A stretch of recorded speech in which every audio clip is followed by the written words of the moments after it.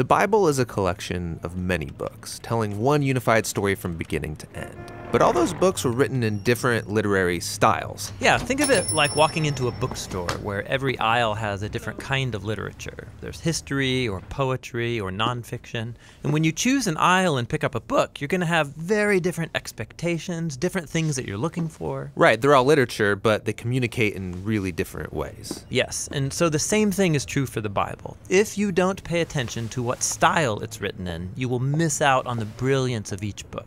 So, what are the main types of literature in the Bible?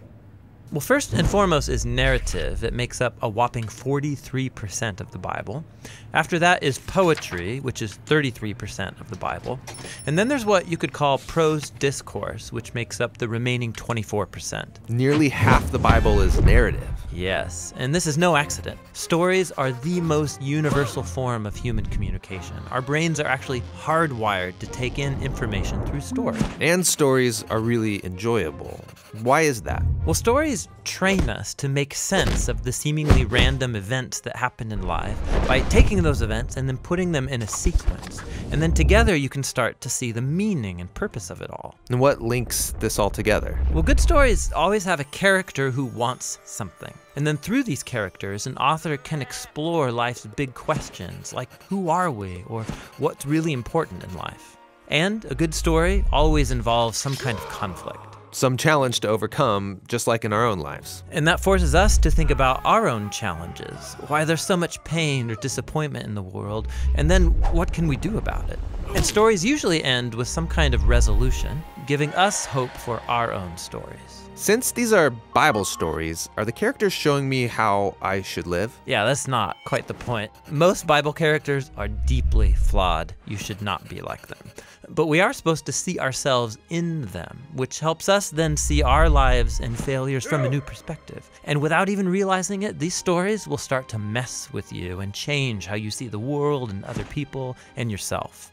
Now, there are different types of narrative in the Bible. Yeah, there's historical narrative, but also narrative parables, short biographical narratives like the four Gospels. We'll look at all these in later videos. Okay, next up is poetry, which honestly, I don't read a lot of. Yeah, you're like most people. But 1 out of every 3 chapters in the Bible is poetry. Yeah, why so much poetry? Well, poems mainly speak through dense, creative language, linking together images to help us envision the world differently. Poems use lots of metaphor to evoke your emotions and your imagination. Lots of fancy language, but wouldn't it be easier just to tell me what I need to know? Well, think about it. In life, we tend to form mental ruts, and we think in these familiar, well-worn paths that are very hard to get out of through logic or reasoning. And what good poetry does is force you off the familiar path into new territory. Sneaky. And there's different types of poetry in the Bible. There's lots of types of songs or psalms.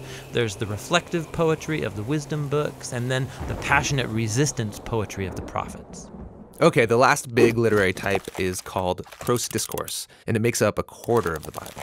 Yeah, these are speeches, letters, or essays. And the focus here is building a sequence of ideas or thoughts into one linear argument that requires a logical response. Like, hey, have you thought about this thing? You should also consider how it connects to this other thing. And if you do, then you will see that this is the result. And in light of that conclusion, therefore, you should probably stop doing that one thing so that this other thing will be the outcome. So you're persuading me with reason. Yeah, discourse forces you to think logically and consistently and then do something about it. Biblical discourse is found in law collections, in wisdom literature, and the letters written by the apostles. Okay, so each book of the Bible has one literary style. No, actually most books have a primary literary style, like narrative, for example. But then embedded in the narrative, you'll come across poems or parables or a collection of laws. Every biblical book is a unique combination of literary styles. And to read that book well, I need to be familiar with each literary type and how it works. Yeah, so you know what to pay attention to and what questions you should ask.